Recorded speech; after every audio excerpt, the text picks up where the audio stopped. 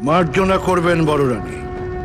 বিশেষ একটা প্রয়োজনে আপনাকে এভাবে ডাকতে বাধ্য হয়েছি। মুখ দেখলে চমকে যাবেন। তাহলে এখন উপায়?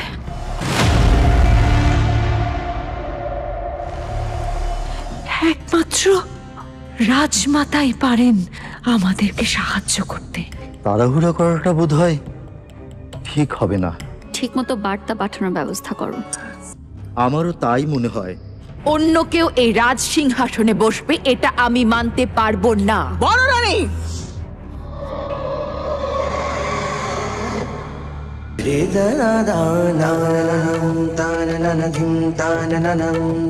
তদেরে না